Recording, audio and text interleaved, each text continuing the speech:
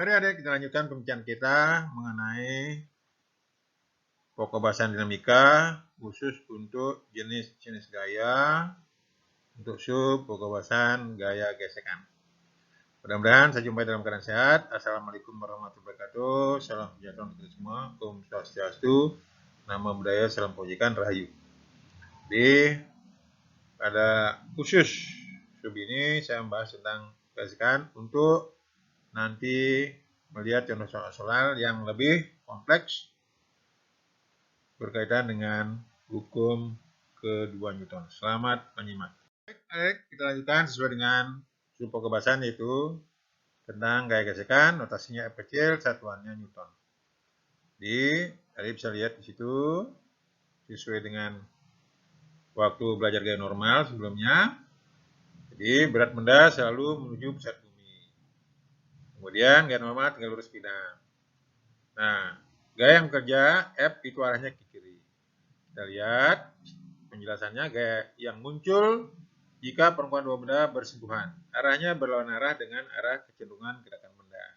Adik bisa lihat, tadi gayanya bekerja kiri, berarti gaya gesekannya arahnya ke kanan. Adapun besar gaya gesekan dipengaruhi oleh yaitu kekerasan permukaan bidang yang dilalui oleh benda. Nanti dinyatakan dalam bentuk koefisien gesekan, kemudian besar gaya normal pada bidang sentuh. Nah, itulah pentingnya tadi adik-adik belajar gaya normal sesuai dengan letak atau bidangnya. Jadi nilainya berbeda-beda, tergantung juga gaya yang kerja pada benda itu. Mari kita simak contoh soal-soal berikutnya berkaitan dengan gaya gesekan. Selamat menyimak. Oke adik-adik, sebelum ke soal, kita pahami dulu apa yang disebut dengan gaya gesek, yaitu muncul karena kekasaran suatu permukaan yang dilalui oleh benda. Kita lihat ada dua jenis gaya gesekan, yaitu gaya gesekan statis, itu diam, gaya gesekan kinetik, atau bergerak. Kita lihat gambar sebelah kanan bawah, ada sebuah benda bekerja gaya F. Uraikan gaya yang ada, berat benda menuju bumi, gaya normal tegak lurus bidang. Nah, kalau saya tarik ke sebelah kiri, gaya gesekannya akan ke sebelah kanan, berlawanan arah. Nah, ada tiga kemungkinan. Yang pertama, bila F besar itu lebih kecil daripada F kecil, maka bendanya akan diam. Ketika F-nya tepat akan bergerak, maka gaya ini sama dengan gaya gesekan statis maksimum. Besarnya yaitu, lihat sebelah kanan, yaitu mu S kali N.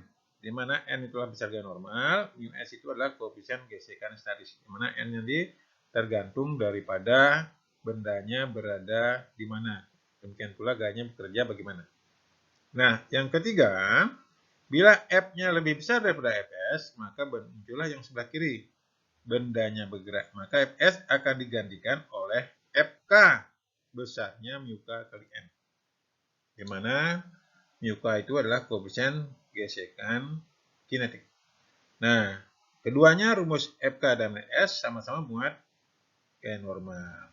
Nah, lihat depan bawah, mu k lebih kecil daripada mu S. Sehingga di atasnya lihat Fk lebih kecil daripada Fs maksimum.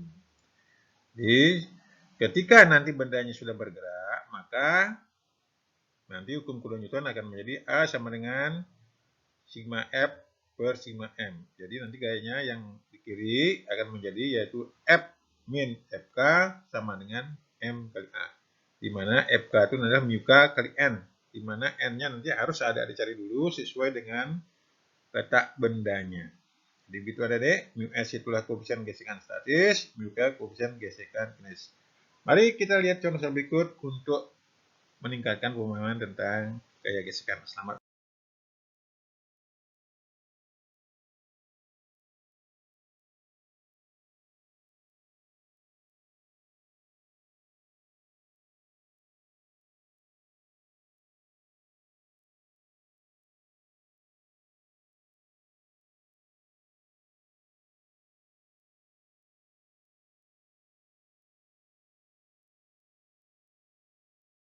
Untuk meningkatkan pemahaman tentang gaya gesekan, kita lihat contoh soal yang pertama, gerak benda pada bidang datar kasar, itu gayanya bekerja mendatar, sama langkahnya. Yang pertama adalah uraikan semua gaya yang ada, sesuai dengan itu F-nya ke kanan mendatar, berarti gaya gesekannya ke kiri FK.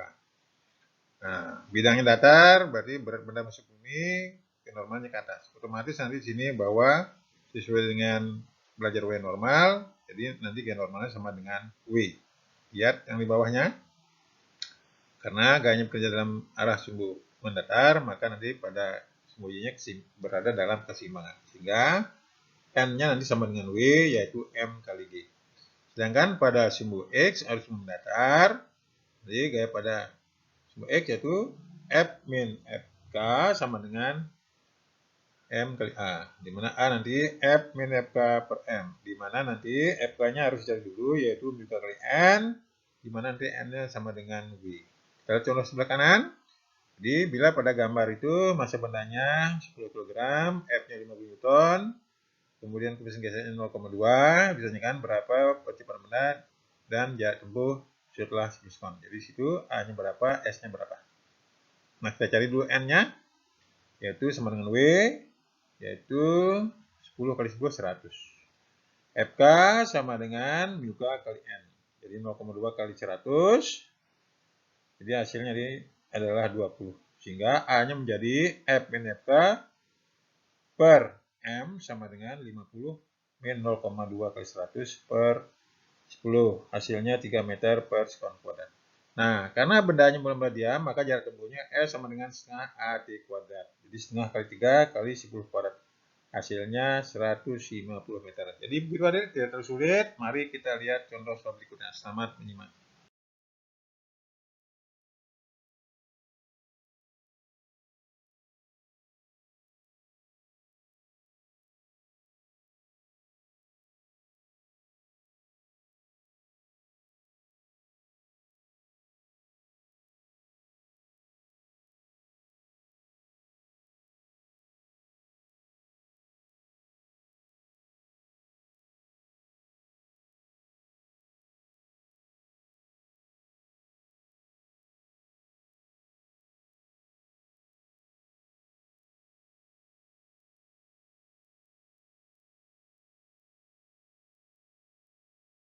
Kita lanjutkan contoh soal yang kedua, yaitu benda-benda memiring.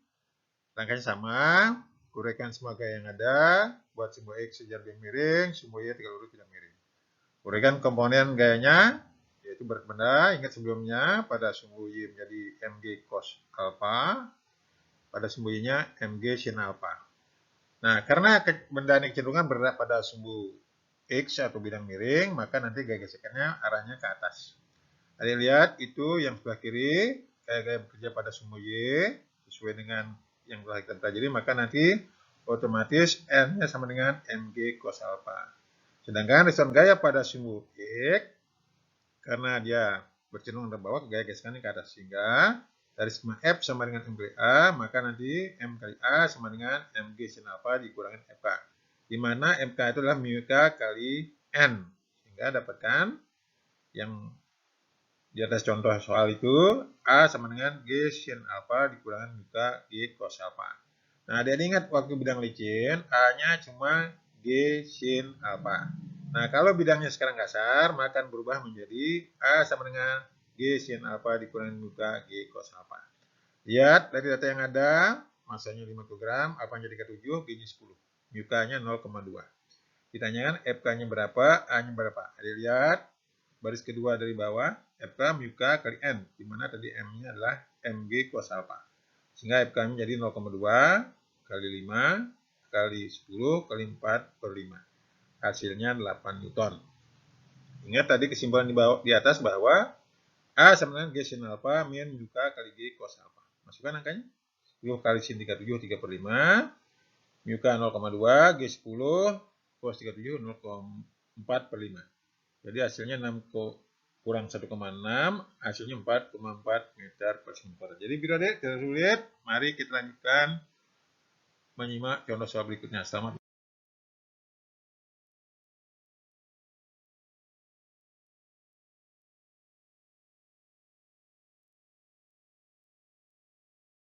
Mari kita lanjutkan contoh soal yang terakhir. Ini ada dua benda, M1 dan M2 yang dihubungkan dengan tali lewat katrol. Langkahnya sama, korekan semua yang ada, berat benda, W1 menyusut bumi, W2 menyusut bumi.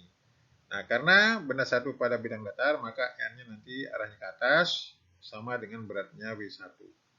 Nah, karena bendanya cenderung bergerak ke arah W2, maka nanti gesekan pada benda satu, arahnya ke kiri.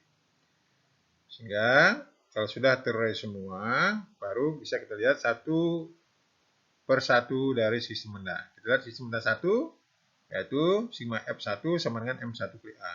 Jadi T min FK1 sama dengan M1 kali A. Di mana FK1 kita tahu yaitu mu K kali W1. Nah, untuk benda 2, kita lihat bahwa W2 min T sama dengan M2 kali T.